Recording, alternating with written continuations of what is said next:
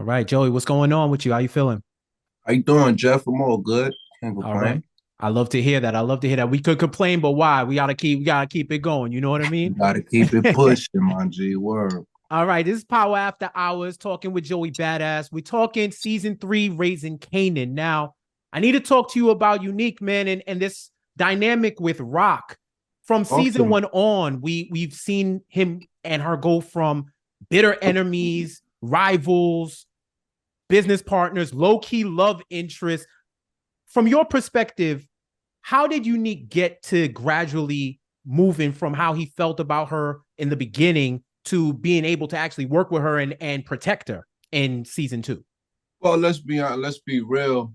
I don't think Unique has ever truly been satisfied with working with her.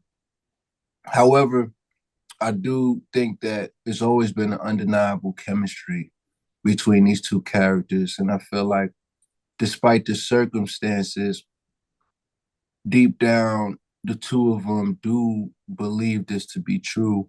And, if the circumstances were different, maybe their relationship would look a little bit different because, you know, I think that in an alternate world or alternate universe, they could be extremely great partners.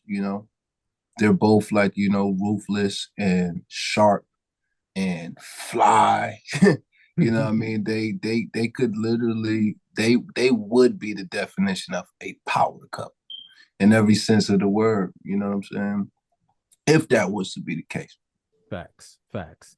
Definitely feel you on that. Now, when I look at this role in Unique for this specific historical drama, I feel like this was a role that was perfect for you and born for you to play, given that you from NYC, from BK, and you have that reverence, same way as I do, for this era of 90s culture, hip hop culture, and even from our city. So I want to know, playing Unique, what's one aspect of this era of New York City that resonated with you the strongest and helps you portray your character?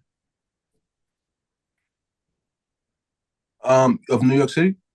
Oh yeah, just this era, 90s New York that Raising Kanan represents. Like what part of that really resonates with you the most?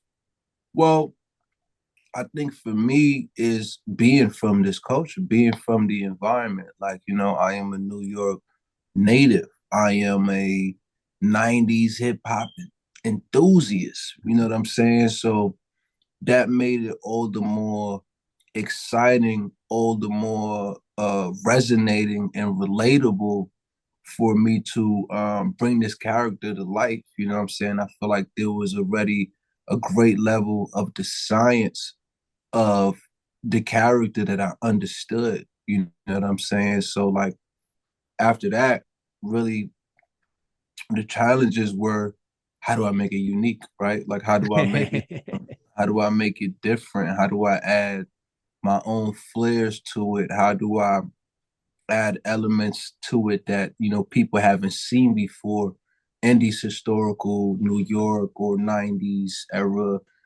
timepieces and, films and stuff like that. I hear you. And before I get out of here, I gotta ask you. No, this is Raising Kanan season three. If you had a theme song for this season, what would it be?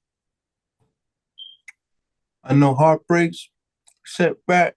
You know what I mean? That's the theme song for a reason, B. That's the theme song for a reason.